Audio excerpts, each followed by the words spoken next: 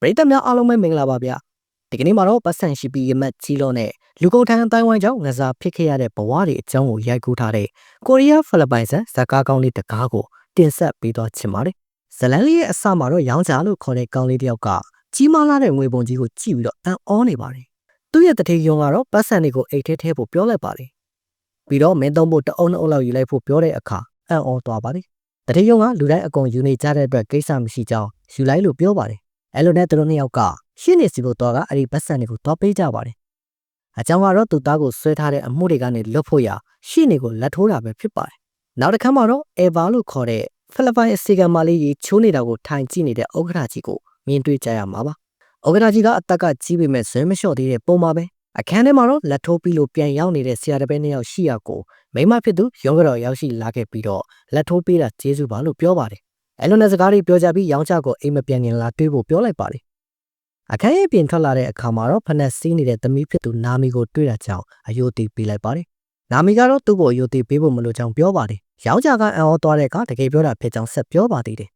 အကြောင်းကတော့နာမီကရောင်းချကိုကြိုက်နေတာပါအဲ့လိုနဲ့ရုံးတော်စီကိုရောက်တဲ့အခါမှာတော့ပတ်စံထည့်ထားတဲ့စာအိတ်အိတ်ကိုပေးပါတယ်စာအိတ်ကိုယူပြီးပြန်ဖို့အလုံးမှာတော့နာမီကဝိုင်လေးတော့မီးကြည့်သွားပါအောင်လို့ဆိုတာကြောင့်ဝိုင်တစ်ခွက်ကိုကောင်းမြင်မြင်တောက်လိုက်ပါတယ်နာမီကတော့အဲ့ဒါကိုကြည့်ပြီးသဘောကျနေပါတယ်အဲ့နောက်မှာတော့ဆွဆဲချက်တွေကနေလွတ်လာပြီးဖြစ်တဲ့တားဖြစ်သူချားတွေကသတင်းစာရှင်းလင်းပွဲလုပ်လို့နေပါတယ်ပြီးတော့မိသားစုလိုက်ညစာစားကြရင်းနဲ့အလုပ်ကြောင်းဆွေးနွေးနေကြပါတယ်ညစာစားပွဲကိုနာမီကပြင်ဆင်ပေးနေစမှာတရေယုံကနာမီအားဘယ်သူမှမမြင်အောင်ပုတ်တက်လုပ်နေပါတယ်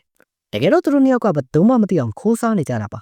ညစာစားကြပြီးတော့တာမီနှစ်ယောက်အခန်းထဲမှာစကားပြောနေကြတာကိုရောင်းချကအပြင်ဘက်ကနေစောင့်နေရပါတယ်ဒါကြောင့်တားဖြစ်သူကသူ့ကိုအလုပ်တစ်ခုခုခိုင်းလိုက်ပါလားလို့ပြောတာကြောင့်အခြားအိမ်မှာပန်းဖြစ်နေတဲ့တထေးယုံကိုသွားခေါ်ဖို့ရဖတ်လာရပါတော့တယ်ခေါ်ပြီးလို့ပြန်လာတဲ့လမ်းမှာတော့တထေးယုံကမင်းကဒီမှာလှုပ်လှုပ်နေတာကြာပြီဖြစ်တဲ့အတွက်မင်းကိုကျေးဇူးတင်ကြောင်းပြောပါတယ်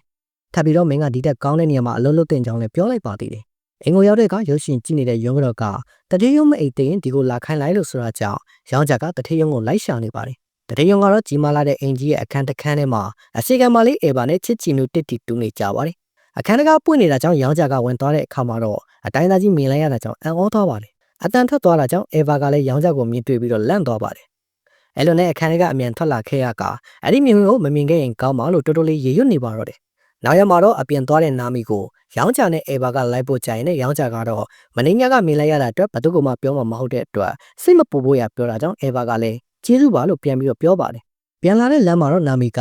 အေဗာအားဖိလစ်ပိုင်မှာကြံခဲ့တဲ့ကလေးတွေကိုဘသူစောင့်ရှောက်လဲလို့မေးပါတယ်အေဗာကအိမ်ပေါ်တယောက်ခံထားတာလို့ပြောပါတယ်ဆက်ပြီးတော့နာမီကကျမလဲကွာရှင်းထားတာလေးလို့ရောင်းချကိုကြီးကပြောလိုက်ပါတယ်တရက်မှာတော့အခန်းထဲမှာနန်းနေကြတဲ့အေဗာနဲ့တထေယုံကိုရုံးကတော့ကသူလျှို့ဝှက်တက်ဆင်ထားတဲ့ CCTV ကနေမြင်လိုက်ရတာကြောင့်ဒေါသထွက်ကအဲ့ဒီအခန်းစီကိုတွားပါတယ်ရောက်တော့အခန်းကလော့ချထားခဲ့တာကြောင့်ဒေါသတွေလိမ့်လိုက်ထွက်နေပါတယ်နောက်ရက်ထမင်းစားရင်နဲ့ပိတ်ရက်ကြရင်ဖိလစ်ပိုင်ကိုမပြန်ဘူးလားလို့မေးပါတယ်အေဗာကခလေးတွေဒီကိုလာမှဖြစ်တဲ့အတွက်ဒီမှာပဲနေတော့မှမပြန်ဖြစ်တော့ဘူးလို့ပြောပါတယ်ပြီးတော့တထေယုံအတွက်ကော်ဖီထည့်ယူပေးဖို့ပြောတာကြောင့်ကော်ဖီတွားယူရပါတယ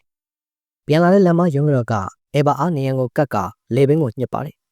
အကြောင်းကတော့သူသိနေပြီဆိုတာကိုစကားနဲ့တော့မပြောပဲအချက်ပြလိုက်တာပါနောက်ရက်မှာတော့ဖိလစ်ပိုင်ကရောက်ရှိလာခဲ့တဲ့အေဗာရဲ့ကလေးနှစ်ယောက်ကိုအေဗာနဲ့အတူတူတထေးယုံကပါတွားကြိုကြကကမ်းခြေမှာစားကြတော့ကြပါတယ်သမီးပြတူနာမီလည်းသူတို့နဲ့အတူလိုက်လာပါတယ်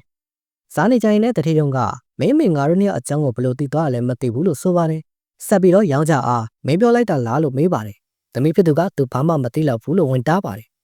်ရောင်းကြကတော့ကျွန်တော်ဘယ်သူမှမပြောပါဘူးလို့ပြောပါတယ်အေဗာကလည်းသမီးဖြစ်သူအားတောင်းပန်ပါတယ်လို့ဆိုပါတယ်အဲ့ဒါကိုနာမီကငါ့ဖေနဲ့အိတ်တုံးကအိပ်ပြီးတော့အခုမှတောင်းပန်နေလဲအပိုပဲလို့ဆိုလိုက်ပါတယ်ဒီလိုနဲ့အိမ်ပြန်ရောက်တဲ့ကရောင်းကြကပြန်တော့မယ်လို့ဆိုတော့လေရုံးကတော့ကသူနဲ့လာတွေ့အောင်လို့ပြောပါတယ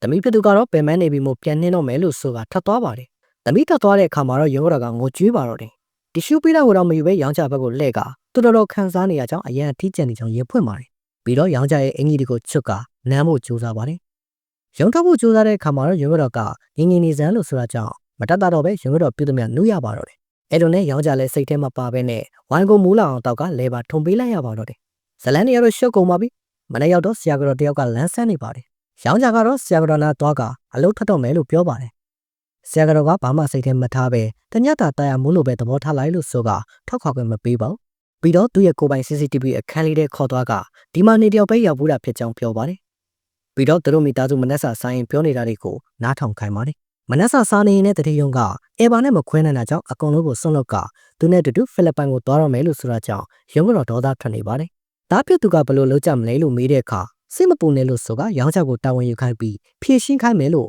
CCTV ကိုကြည့်ကပြောလိုက်ပါတယ်။ရောင်းချတယောက်ကတော့ခေါင်းမီးတောက်နေပါပြီ။အဲလိုနဲ့တတိယုံကအေဘာတို့တာမီနဲ့ဖိလစ်ပိုင်သွားဖို့လေးစိတ်ရောက်မှတော့ခရီးသွားခွင့်ပိတ်ပင်ခံရတာကြောင့်ထပ်ခွာခွင့်မရခဲ့ပါဘူး။အေဘာကအရင်သွားဖို့ပြောပေမဲ့အေဘာကလည်းကလေးတွေကိုသာပြန်လွှတ်လိုက်ပြီးရှင်နဲ့မှအတူတူသွားမယ်လို့ဆိုကနေရပါတယ်။အဲလိုနဲ့အေဘာအပြင်သွားတဲ့တရက်မှာတော့ဆရာကတော်ရဲ့လူတွေကအေဘာကိုဖမ်းဆီးသွားပါတယ်။ပြီးတော့တတိယုံအားအေဘာကိုတွေ့ချင်အိမ်ကိုလာခဲ့လို့ဆိုတာကြောင့်သွားတဲ့အခါမှာတော့အေဘာကရေကူးကန်ထဲမှာတေဆုံးနေပြီးသားဖြစ်နေပါတယ်။အဲလိုနဲ့ဝရုံတုံးကဖြစ်နေတာကိုအေးအေးဆေးဆေးထိုင်ကြည့်နေတာကတော့ရောက်ခမဖြစ်သူနဲ့ရုံးတော်တို့ပါ။နောက်ရက်မှာအလှည့်ကျသူကတော့ရောင်းကြပါ။သူ့ကိုလည်းဖမ်းဆီးကနေဆက်နေတော့နာမည်တည်သွားခဲ့တာကြောင့်လူစိုးတွေကိုပတ်စံပေးကကက်တင်လိုက်နိုင်တာကြောင့်အသက်ဘေးကလွတ်မြောက်ခဲ့ပါတယ်။အဲလိုနဲ့အိမ်ထဲမှာစိတ်ကူပေးထားပြီးတော့ညောက်တဲ့အခါမှာတော့နာမီကအရင်ယောက်ျားကသူ့ကိုစိတ်ဝင်စားတာကြောင့်သူနဲ့အတူတူနေလေးမရှိကြောင်ပြောကအင်ကြီးတွေချစ်ပြီးအချက်ပြပါတယ်။ဆက်ပြီးတော့ရှင်ကိုမင်းမင်းချင်းကလေးကရှင်နဲ့အတူတူရှိခွင့်ရရင်တိတ်ကောင်းပါပဲလို့စဉ်းစားမိတာရှင်သိတယ်မလားလို့မေးပါတယ်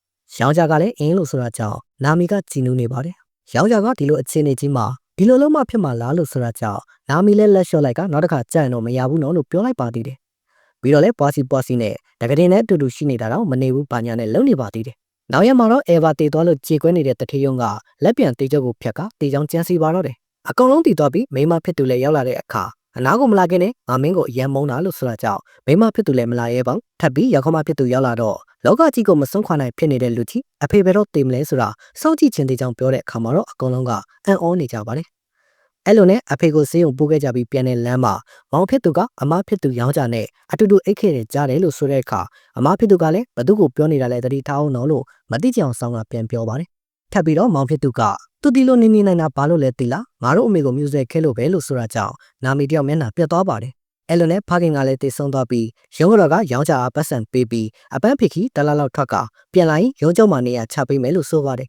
။ရောင်းကြကလက်မခံကြောင်းဒီမှာနေရတာရံမွတ်ချက်တဲ့အတွက်အပြီးထွက်သွားတော့မယ်လို့ဆိုပါတယ်။အဲဒီခါမှာရုံးတော်ကနာမီနဲ့ကြိုက်နေတယ်လို့ကြားတယ်။အဲ့ဒါကြောင့်လားလို့စကားနာထိုးတဲ့အခါနာမီကတမီရောအမေရောသူနဲ့အတူအိတ်ခဲ့တာအဲ့လိုကြီးအဆင်ပြေပါမလားလို့ဆိုတာကြောင့်ဘေးမှာရှိနေတဲ့အဖိုးကြီးကတော့တိတ်တိုးသွားပါတယ်။ပြီးတော့နှုတ်ဆက်တဲ့အနေနဲ့နာမီနဲ့နှစ်ယောက်သားစကားပြောကြရင်နဲ့မင်းကဖြူစင်ပြီးချစ်စရာကောင်းတယ်လို့ဆိုတာကြောင့်နာမီကလည်းအဲ့လိုမြင်ပေးတာကျေးဇူးပါလို့ဆိုကကြည်နူးနေခဲ့ပါတယ်။ပြီးတော့နာမီကသူ့ကိုတစ်ခါလောက်တင်းတင်းကြပ်ကြပ်ဖတ်ထားပေးဖို့ပြောတာကြောင့်ဖတ်ပေးလိုက်ပါတယ်။နောက်တစ်ခါမှတော့လေရင်နဲ့ခီးသွားနေတဲ့ရောင်းချရဲ့နောက်ကိုတိတ်တိတ်ကလေးလိုက်လာတဲ့နာမီတယောက်ကိုမြင်တွေ့ရမှာပါ။ပြီးတော့အိပ်ပျော်နေတဲ့ရောင်းချရဲ့ဘေးကိုရအောင်ထိုင်လိုက်ပြီးတော့စကားပြောကြကကြည်နူးနေခဲ့ပါတယ်။ပြီးတော့နာမီကပဲစပြီးတော့နမ်းလိုက်ပါတယ်။ရောင်းချကတော့ဘေးပတ်ဝန်းကျင်ကိုကြီးလိုက်ကနမ်းနေတာကိုတွန်းဖက်လိုက်ပြီးနာမီရဲ့လက်ကိုဆွဲကအင်နာလေးကိုခေါ်သွားခဲ့ပါတယ်